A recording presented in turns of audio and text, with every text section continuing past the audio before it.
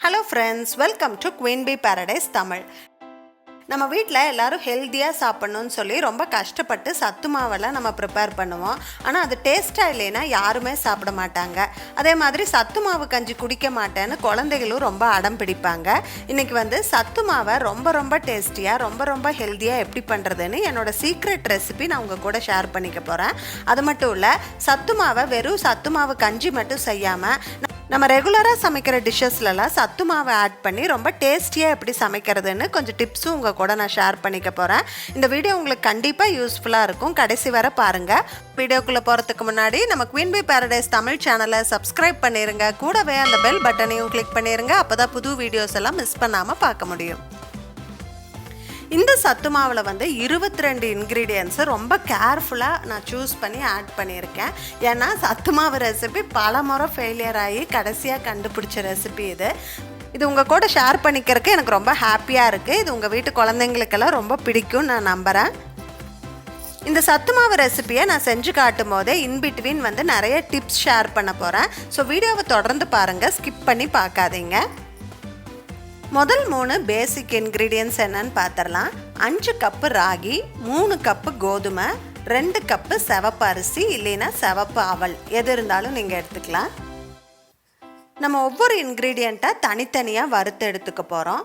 இதுக்கு எண்ணெய் எல்லாம் விடாமல் ஒரு ட்ரை பேனில் நல்லா வாசனை லைட்டாக கலர் சேஞ்ச் ஆகிற அளவுக்கு நம்ம எல்லா இன்க்ரீடியன்ஸும் தனித்தனியாக வறுத்து எடுத்து ஒரு அகலமான தட்டில் கொட்டி ஆற விட போகிறோம்.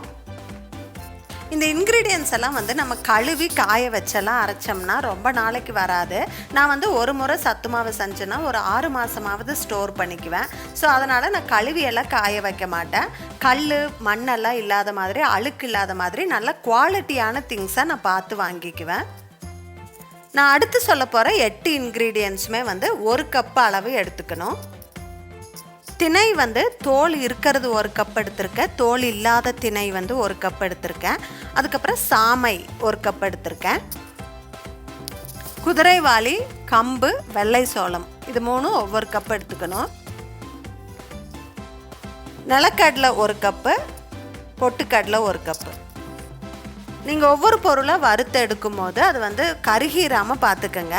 சப்போஸ் ஏதோ ஒரு பொருளை தெரியாமல் கருக விட்டுட்டீங்க அப்படின்னா பரவாயில்லன்னு அதை சத்து மாவில் ஆட் பண்ணாதீங்க. அது ஃபுல் சத்து மாவோட டேஸ்ட்டையுமே ஸ்பாயில் பண்ணிடும்.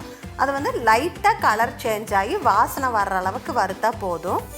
இதை வறுத்துட்டு இருக்கும்போதே நம்ம இந்த சத்து மாவை எப்படியெல்லாம் பயன்படுத்தலாம் அப்படின்னு நான் கொஞ்சம் டிப்ஸ் எல்லாம் உங்களுக்கு இப்போ சொல்கிறேன்.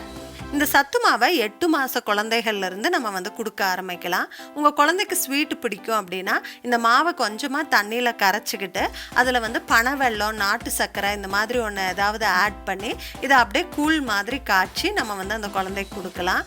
குழந்தைக்கு 1 வயசு முடிஞ்சதுக்கப்புறம் இந்த இனிப்பு கஞ்சியில் பால் சேர்த்து கொடுக்க ஆரம்பிக்கலாம். இனிப்பு பிடிக்காத குழந்தைகளுக்கு உப்பு போட்டு கூழ் மாதிரி காய்ச்சிட்டு தயிர் தொட்டு நம்ம கொடுக்கலாம். கொஞ்சம் பெரிய குழந்தைங்களுக்கு கஞ்சி பிடிக்காது.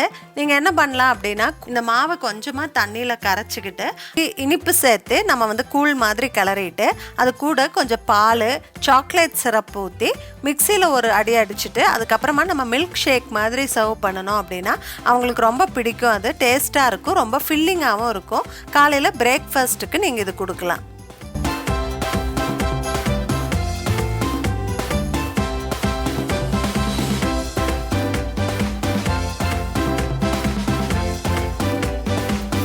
அடுத்து 8 ஐட்டம் என்னென்ன வறுத்துக்க போகிறோன்னு பார்க்கலாம். இந்த 8 ஐட்டமும் அரை கப்பு சேர்த்தணும். துவரம்பருப்பு, பச்சைப்பயிறு, கடலைப்பருப்பு எல்லாமே அரை கப்பு எடுத்துக்கோங்க. அதே மாதிரி உருட்டு உளுந்து, பாசிப்பருப்பு, பார்லி இது 3 அரை கப் எடுத்துக்கணும். அதுக்கப்புறம் மக்காசோளம், ஜவ்வரிசி 2 அரை கப் எடுத்துக்கணும். இது எல்லாமே நல்லா வாசனை வர மாதிரி நம்ம வறுத்து எடுத்துக்கலாம்.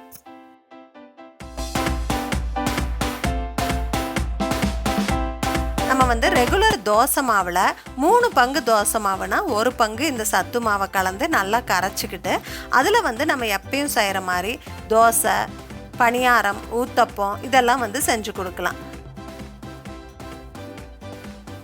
அதே மாதிரி சப்பாத்தி செய்யும்போது 5 பங்கு நார்மல் கோதுமை மாவு கூட 1 பங்கு இந்த சத்து மாவு போட்டு பிணைஞ்சிக்கலாம். அப்போ வந்து டிஃப்ரெண்ட் டேஸ்ட்டில் நல்லா சாஃப்டான சப்பாத்தி நம்மளுக்கு கிடைக்கும். அதே மாதிரி பூரியும் நல்ல டிஃப்ரெண்ட் டேஸ்ட்டாக நம்மளுக்கு கிடைக்கும்.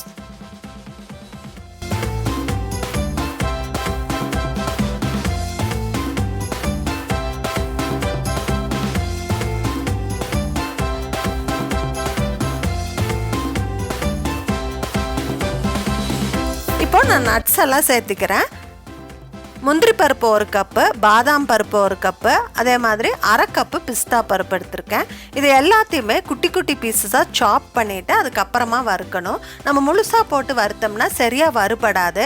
அதுக்கப்புறம் அரைக்கும் போது அதிலிருந்து எண்ணெய் வர ஆரம்பிச்சிடும்.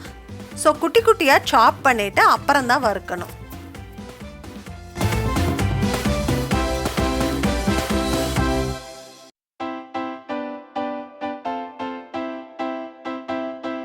இப்போ வறுக்கிற வேலை எல்லாமே முடிஞ்சிருச்சு. இதை வந்து நல்லா ஆற வச்சுருங்க.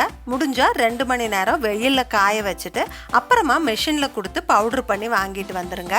பவுட்ரு பண்ணிட்டு வந்ததுக்கப்புறமா அதை நல்லா ஜலிச்சு ஆற வச்சு அதுக்கப்புறமா நீங்கள் ஏர்டைட் கண்டெய்னரில் ஸ்டோர் பண்ணிங்கன்னா 6 மாதம் வரைக்கும் நல்லாயிருக்கும். அவ்வளோதான், நம்ம சத்து மாவு ரெடி ஆயிடுச்சு. இது வந்து ரொம்ப டேஸ்டான, ஹெல்தியான, பேலன்ஸ்டான ஒரு ஃபுட். இது வந்து 8 மாத குழந்தையிலேருந்து எல்லாருமே சாப்பிடலாம். இம்யூனிட்டி டெவலப் ஆகும் இது சாப்பிட்டா. இந்த வீடியோ உங்களுக்கு யூஸ்ஃபுல்லாக இருந்திருக்கும்னு நினைக்கிறேன். இந்த வீடியோ பிடிச்சிருந்தா எனக்கு ஒரு லைக் கொடுங்க. உங்கள் ஃப்ரெண்ட்ஸ் அண்ட் ஃபேமிலி கூட ஷேர் பண்ணிக்கோங்க. மறக்காமல் நம்ம குயின் பீ பேரடைஸ் தமிழ் சேனலை சப்ஸ்கிரைப் பண்ணிடுங்க. தேங்க்ஸ் ஃபார் வாட்சிங். Bye by.